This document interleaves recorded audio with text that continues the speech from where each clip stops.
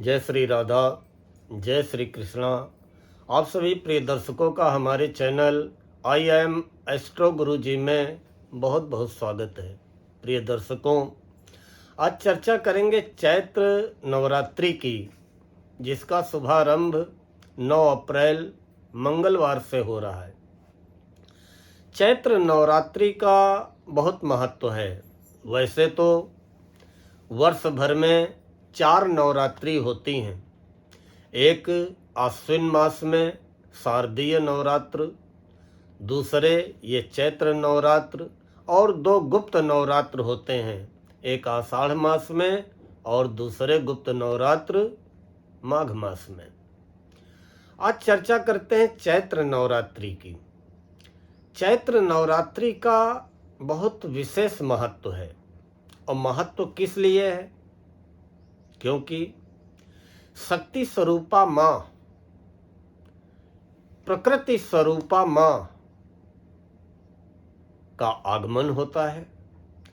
और चैत्र नवरात्रि के प्रथम दिन से ही हमारे सनातन धर्म के नववर्ष का शुभारंभ होता है। चैत्र नवरात्रि का जो पहला दिन होता है, उसी दिन से हमारे सनातन धर्म के नववर्ष का प्रारंभ होता है, या हमारे नए संवत का, नव संवत्सर का प्रारंभ होता है। 9 अप्रैल मंगलवार से चैत्र नवरात्रि प्रारंभ हो रहे हैं। अब नवरात्रि का प्रथम दिन मंगलवार है, इसलिए जो नव संवत्सर है संवत 2081, इसके राजा मंगल है और मंत्री शनि है। नवरात्रि के पहले दिन जो दिन पड़ता है, वही हमारे नववर्ष का या नए संवत का राजा होता है। अब नवरात्रि का प्रारंभ मंगलवार से हो रहा है, इसलिए हमारे नव संवत्सर के राजा मंगल है। या ये कह लें कि हमारे सनातन धर्म का जो नया संवत चालू हो रहा है 2081, या हमारा जो नया वर्ष प्रारंभ हो रहा है, उसके राजा मंगल है। मंगल युद्ध के कारक होते हैं, लड़ाई झगड़े के कारक होते हैं, अग्निकांड के कारक होते हैं, प्राकृतिक आपदाओं के कारक होते हैं। उसी तरह नवरात्रि में माता का जो आगमन हो रहा है, वो घोड़े पे सवार होके माता जी आ रही हैं। और घोड़े का वाहन या घोड़े पे माता का आगमन, ये भी बहुत शुभ नहीं माना गया है, क्योंकि घोड़े का आगमन भी प्राकृतिक आपदाओं का, युद्ध की विभीषिकाओं का, अग्निकांडों का कारक होता है, लड़ाई झगड़े का कारक होता है, विश्व में कहीं न कहीं सत्ता परिवर्तन का कारक होता है। इस चैत्र नवरात्रि का प्रथम दिन विशेष क्यों है? विशेष इसलिए है क्योंकि हमारे नव संवत्सर के राजा मंगल हैं और माता रानी का प्रथम दिन आगमन का मंगलवार है। इसलिए बहुत ही महत्व है। हमें करना क्या है? माता रानी की पूजा तो करनी है, लेकिन माता रानी के साथ साथ माता रानी के जो ध्वज वाहक हैं हनुमान जी, उनकी भी आराधना करनी है, उनकी भी पूजा करनी है। माता रानी की पूजा के साथ साथ हनुमान जी की पूजा से हम अग्निकांड से, लड़ाई झगड़े से, युद्ध जैसी स्थितियों से बचे रहेंगे और माता रानी की जीवन भर हमारे घर परिवार में कृपा बनी रहेगी। वैसे माँ तो माँ है। माँ की आराधना का महत्व क्यों है? क्योंकि कहते हैं पुत्रो कुपुत्रो जायेत, क्वचिदपि माता कुमाता न भवति। माँ कभी भी अपने बेटे का अहित नहीं करती है। माँ कभी भी अपने बेटे का बुरा नहीं चाहती है, तभी तो कहा गया है कि जननी जन्मभूमिश्च स्वर्गादपि गरीयसी, कि माँ और जन्मभूमि स्वर्ग से बढ़कर होती है। और फिर यह हमारी दुर्गा माँ, ये तो पूरे संसार की माँ है, इनको जग जननी कहते हैं। तो ये तो हमारे लिए स्वर्ग से बढ़कर है, बल्कि हमारे लिए सब कुछ है। हमारे ज्ञान की दाता, बुद्धि की दाता, सुख शांति समृद्धि की दाता, यश मान सम्मान की दाता माँ ही तो है। व्यक्ति हर तरफ से निराश हो जाए, लेकिन अगर बेटा माँ की शरण में चला जाता है, माँ के आगे अपनी विपदा को रो देता है, माँ के आगे अगर अपने 2 आंसू छलका देता है, तो माँ तुरंत द्रवित हो जाती हैं और बेटे की मनोकामना पूरी करती हैं, बेटे की पीड़ा, बेटे की विपदा दूर करती हैं। इस नवरात्रि का महत्व इसलिए भी बहुत ज़्यादा है क्योंकि यह वासंतीय नवरात्र हैं, सर्दी का समापन हो रहा है और ग्रीष्म ऋतु का आगमन हो रहा है। माता गर्मी से बचाएं, लू और ताप से बचाएं, इसलिए माँ की आराधना का, माँ की पूजा का, कलश स्थापना का, अखंड ज्योति का बहुत बड़ा महत्व है। नवरात्र में 9 दिन लगातार आप माता रानी को एक गुड़हल का लाल फूल अवश्य चढ़ाते रहिएगा। अगर आपने 9 दिन लगातार माता रानी को गुड़हल का लाल फूल चढ़ाया तो आपकी जो भी मनोकामना है वो माता रानी अति शीघ्र पूरा करेंगी। आइए जानते हैं कि 9 अप्रैल मंगलवार को कलश स्थापना का शुभ मुहूर्त क्या है। 9 अप्रैल मंगलवार को सुबह 6:02 से लेके 10 बजे तक किसी भी समय आप कलश स्थापना कर सकते हैं। कलश स्थापना करके माता रानी की स्थापना करें, माता रानी की आराधना करें। हो सके तो दुर्गा सप्तशती का पाठ करें। अगर पूरा पाठ न कर सकें तो सिद्ध कुंजिका स्तोत्र, कवच कीला करगला और 1-1, 2-2 अध्याय का पाठ करते हुए 9 दिन में 13 अध्याय पूरे कर लें। अगर संस्कृत में पाठ न कर पाएँ तो हिंदी में ही पाठ करते रहें, क्योंकि माँ तो बच्चे का भाव देखती हैं और भाव की ही भूखी हैं। इसलिए अपनी भावना को व्यक्त करना है, अपनी भावना को प्रकट करना है, अपने मन की पीड़ा माता रानी के आगे खोल के रख देनी है। माता रानी उस पीड़ा का हरण अवश्य करेंगी। आइए जानते हैं कि नवरात्रि के 9 दिन हमें किस दिन माता रानी को कौन सा भोग लगाना है और उस भोग लगाने के क्या फल हमें प्राप्त होंगे। नवरात्रि के पहले दिन अर्थात 9 अक्टूबर मंगलवार को माता शैलपुत्री की आराधना होती है। तो नवरात्रि के पहले दिन माता शैलपुत्री को देसी घी का भोग लगाएं।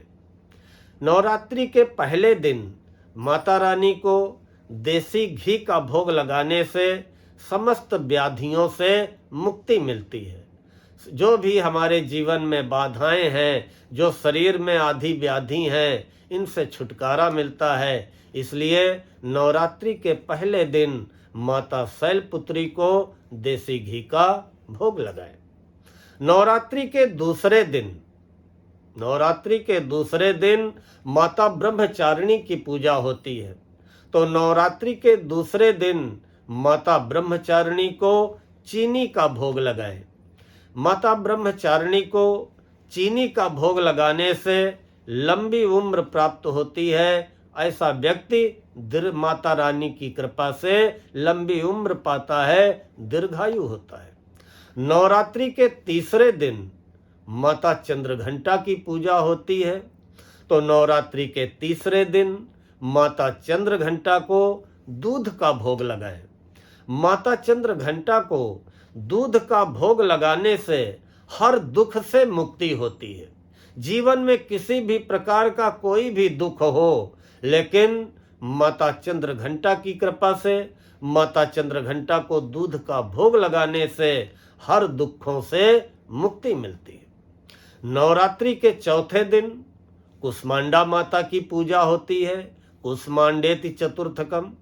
तो माता कुष्मांडा को नवरात्रि के चौथे दिन मालपुआ का भोग लगाएं। माता कुष्मांडा को मालपुआ का भोग लगाने से बुद्धि व ज्ञान की प्राप्ति होती है।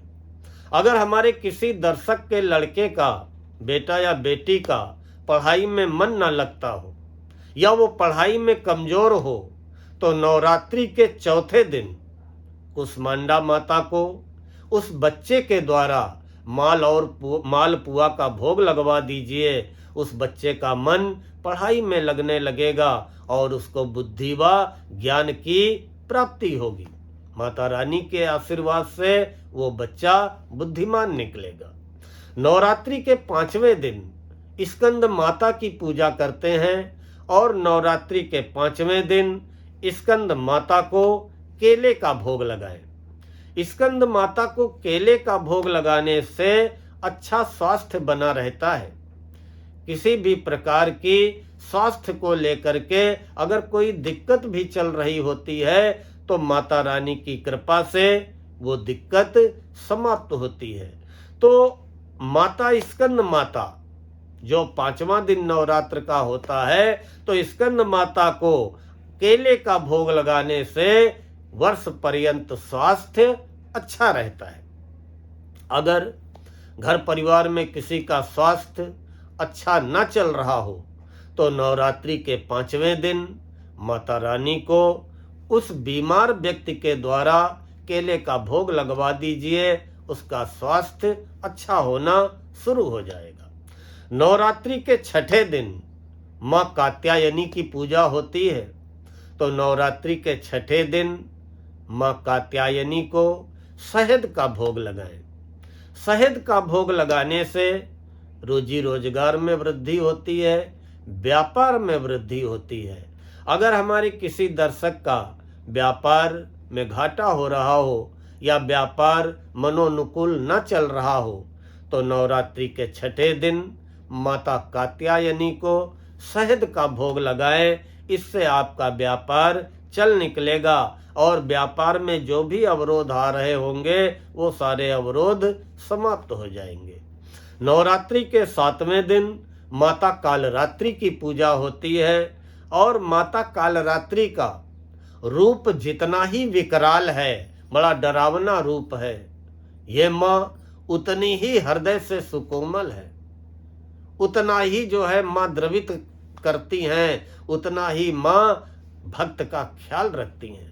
ऊपर का देखने में तो रूप बहुत डरावना है, बहुत विकराल है कालरात्रि का, लेकिन अंदर से माँ के अंदर ममता भरी होती है। बहुत बड़ी भक्तों के ऊपर अपने बच्चों पे कृपा लुटाने वाली माँ कालरात्रि होती हैं। बहुत जल्दी प्रसन्न होने वाली माँ कालरात्रि होती है।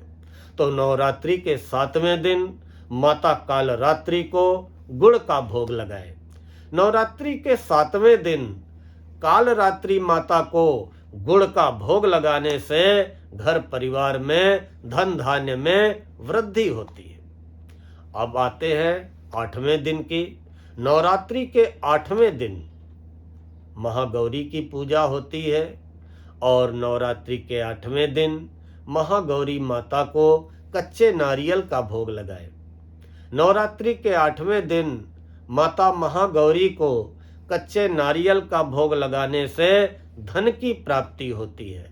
अगर आप नवरात्रि के 8वें दिन महागौरी माता को कच्चे नारियल का भोग लगाते हैं तो माता रानी की कृपा से आपको कहीं न कहीं से अवश्य धन की प्राप्ति होगी। नवरात्रि के 9वें दिन माता सिद्धिदात्री की पूजा होती है। यथा नाम तथो गुणा, नाम ही है सिद्धिदात्री, सिद्धि देने वाली माँ। यह नवरात्रि का 9वां दिन रामनवमी के दिन पड़ेगा 17 अप्रैल बुधवार को। तो नवरात्रि के 9वें दिन 17 अप्रैल बुधवार को माँ सिद्धिदात्री को काले तिल का भोग लगाएं। नवरात्रि के 9वें दिन माता सिद्धिदात्री को काले तिल का भोग लगाने से मनोकामना पूरी होती है। जो भी आपके अंदर मनोकामना है, जो भी आपकी मन की चाह है, जो कि अभी तक नहीं पूरी हुई है और वो आपकी कामना अधूरी है, उस कामना को पूरा करने के लिए, उस मन की चाहत को पूरा करने के लिए नवरात्रि के आखिरी दिन 9वें दिन 17 अप्रैल बुधवार को माता सिद्धिदात्री को काले तिल का भोग लगाएं। अवश्य आपकी मनोकामना पूरी होगी। प्रिय दर्शकों, हमें विश्वास है कि आप सभी को आज का ये वीडियो पसंद आया होगा। अगर आपको ये वीडियो पसंद आया हो तो कृपया लाइक व कमेंट अवश्य करें और अपने इष्ट मित्रों को फॉरवर्ड अवश्य करें। और हमारे जिन प्रिय दर्शकों ने अभी तक चैनल को सब्सक्राइब न किया हो, सब्सक्राइब अवश्य कर लें, बेल आइकन जरूर दबा दें ताकि आगे आने वाले वीडियोज के नोटिफिकेशन आपको बराबर मिलते रहें। मिलते हैं अतिशीघ्र अगले वीडियो में। तब तक के लिए आप सभी को जय श्री राधा, जय श्री कृष्णा, जय माता।